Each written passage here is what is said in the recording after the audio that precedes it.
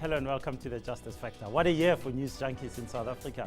We started off the year still shocked by the death of Nelson Mandela and continued with a news agenda that never seemed to stop. The May 7 election saw some egos wiped off the political landscape. Oscar Pistorius came and went to jail. Then we saw the noisy emergence of the EFF and its dominance of our parliament. Speculation is increasing about the future of President Jacob Zuma, while we concluded the year with the expulsion of NUMSA from COSATU. What do South Africa's top editors think were the big stories of the year, and what are the implications for South Africa? My guests today are Mondli Makhanya, editor-at-large of City Press newspaper, and Verashni Pillay, associate editor of the Mail and Guardian.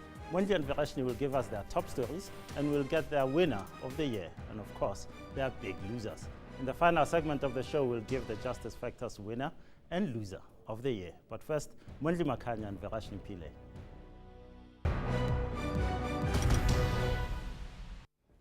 Guys, welcome to the show. Verashni, let me start with you. There was quite a lot of international interest in South Africa this year. Oscar Pistorius, others? Absolutely. We started the year still reeling from Nelson Mandela's death, the eyes of the world very much upon us after that incident. Then we went on to the Oscar Pistorius trial, as you say, which went on for quite a few months. We saw that verdict coming in September. Of course, international media camping out in South Africa to cover that. I think a lot of them just stayed from the Mandela funeral. They just stayed over and covered the Oscar Pistorius trial. And soon after that, of course, the Divani trial started, and we saw the verdict for that in early December. Mondli Makhanya, another one that was of interest was the May 7 election. And I kept on thinking, all these guys are here, but are we really a story? You know, there was a time when, South African election, doomsday scenario, but our elections, this is our fifth one. Should it matter? Yes, this one definitely mattered because there was a great likelihood of shifting sands. There was a new party that had come on the scene in the form of the EFF. The DA was scheduled to make some inroads into ANC territory as well.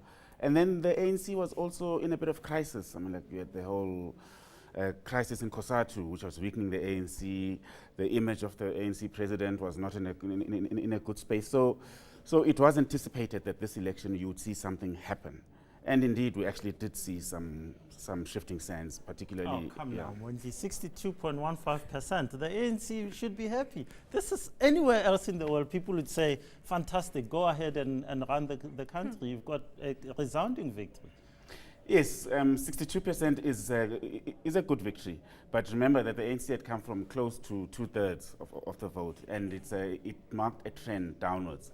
And the big story was whether they would go below 60%. Nelson Mandela got 62% in 1994.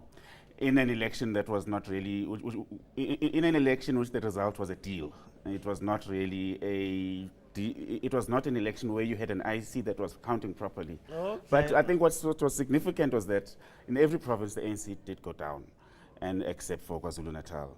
And I think that accounted for the ANC not being above 60, being able to remain above 60%. So I don't think that just look at the fact that it's just 3% down. I think there was a very marked trend downwards for the governing party in this election. Okay, Verashni Pillay, give me your top 5 stories of the year so that we can go through a bit. Well, in quick order, they are the elections, as Mondli was talking about in May. Of course, in Kandla, we saw Thuli Madonsela release her report into Jacob Zuma's residence in March. Number 3 is Senzo Mayiwa's death, for reasons I'll tell you about a bit later, but just really going with audiences and what they found interesting. Oscar Pistorius and the verdict, together with the Shin Divani trial. And lastly, the fake qualification scandals we saw with Ellen Chabalala, Paulo Jordan, and of course, Nico Bezuidenhout. Mondli Makhanya, any overlaps there, or do you think, the guys at the Mail and Guardian have got it all wrong? Am I allowed to say ditto? Me too. Yeah. Well, I would definitely agree with those. I think the 2 trials were absolutely the big stories. The Oscar trial, I would say, was probably the biggest story of the year in terms of the column centimeters in newspapers, in terms of the airwaves, how much it got there. And then the Divani trial, obviously, also towards the end of the year, got a lot of interest. But I think that the dominant story of this year was in Nkandla, because it played itself out in so many different ways. The crisis that you see in Parliament now, the beginnings of a challenge to Zuma's authority within the ANC, the attacks on the public protector and institutions. So there was just so much around Nkandla that it actually, you just could not get away from it. You switch on your radio, it's there. You switch on your television, it's there. You open a newspaper every single day, Nkandla. And then I would also agree that the other big story was the killing of the goalkeeper for Bafana Bafana and the glorious Orlando Pirates, Senzo Meyiwa. And then I would say then internationally, I think you started there also to see the US elections, because there was also definitely a shift there, and what's happening in Zimbabwe, the succession battle that's playing out in a big way. And then coming back locally, I would say the mining strike was massive, and the state of the economy. Those are the dominant stories that I think. Okay. Yeah. I'm interested, Verashni, in you mentioning the Senzo Meyiwa story.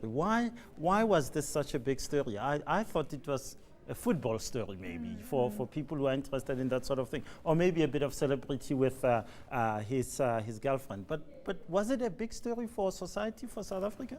You know, Justice, actually it was. Often in the media we can choose our own stories and drive them really hard, and then you go and you look at the stats and what the audience actually clicked on online, and you realize where audience interest lies. So the Mail and Guardian perhaps is not the right publication for that kind of story, but when I went and looked at Google top searches for the year in South Africa, there's a category called rising searches, and that looks at your kind of more newsy items that people are searching on as they become popular. Senzo Meyiwa's name was the second most searched term under rising searches, just after Ebola, which was obviously also a big story. So it really was a story that on the face of it, it seems like it was just about a shooting. You're sitting in conference and you have your guys at the Mail and Guardian sitting there and you're saying, and one of them pitches this story. Why would it be interesting to me? Is it the celebrity? Is it the fact that he was in Bafana Bafana? What's so appealing about this story? Well, I think the news is driven by figures, by personalities, which is a pity sometimes because we miss structural problems in our society. But Senzo very neatly, in his death, stood very neatly for a structural problem, which is crime, violent crime and murder in our society. Of course, there was the stuff with his girlfriend, as well with Kelly Khumalo, and what that speaks to our social mores in society around marriage and affairs. But particularly around the thing of crime, it's become such a normal thing in South Africa that we don't talk about it anymore. It's become like the air we breathe. Senzo's murder was an opportunity for South Africans to vent afresh about how abnormal this thing is in our society. Can I ask you both, Mondli Makhanya, the Oscar Pistorius case, the Shreen Diwani, Annie Diwani case, the Meyiwa case, all talk to the issues that you're talking about, Verashni, murder, violence in our society and so forth. Are we becoming notorious globally as a place where you go and get your wife bumped off, where you go, where it's murder in the streets? You know, unfortunately, you know, as South Africa is normalized, we have dropped down in terms of being a story on the global news agenda. We don't have as many hits, basically, on international networks and international newspapers. We don't get as much coverage as we used to. And the fact that the only time that we actually get coverage, that we get so much coverage, was in relation to men killing their female partners. And it allowed that narrative about South Africa being a violent society to play itself out again on the global stage. Because every time Oscar was mentioned, the stories would say, in South Africa, which has a high rate of violent crime. But it's a fact, isn't it? So should we be fighting that narrative? It is who we are. We get 66,000 sexual assaults in South Africa every year. You know, it's a narrative that unfortunately has resonance in truth, but we are not the most violent society on earth. I mean, I think you see what you see in Mexico. There's gang violence in Chicago and other places. You see terrible gang violence in Brazil. I don't think we need to sugarcoat our situation by comparing it to other people. But I think that our story could be better if we actually dealt with the crime issue for ourselves, not because we want to create an image. Are we dealing with it? Are we as a society dealing with it? Is South Africa, the South African government dealing with it? I understand what Mondli is saying about how we can be a bit alarmist in how we talk about this, and I think it's exacerbated by racial tensions in the country and how we talk to each other, which is very problematic. But I don't think our government is sending the right signals out, quite frankly. At the release of the crime statistics, there's too much almost celebration of marginal drops and not an acknowledgement that the base is way too high that we're coming down from. So you're saying we dropped by 5 percentage points or whatever it is, but you're not acknowledging that it's still an extremely high murder rate. And just to actually be quite sincere about that as government would send out a better signal. Okay, guys, I'm going to stop it here. We still have to talk about Nkandla, the elections, parliament, fake qualifications, Ebola, Obama, Meyiwa, Mandela's passing. There's so much to talk about this year. Stay with us as we continue to discuss the big stories of the year with Mondli Makhanya and Verashni Pillay.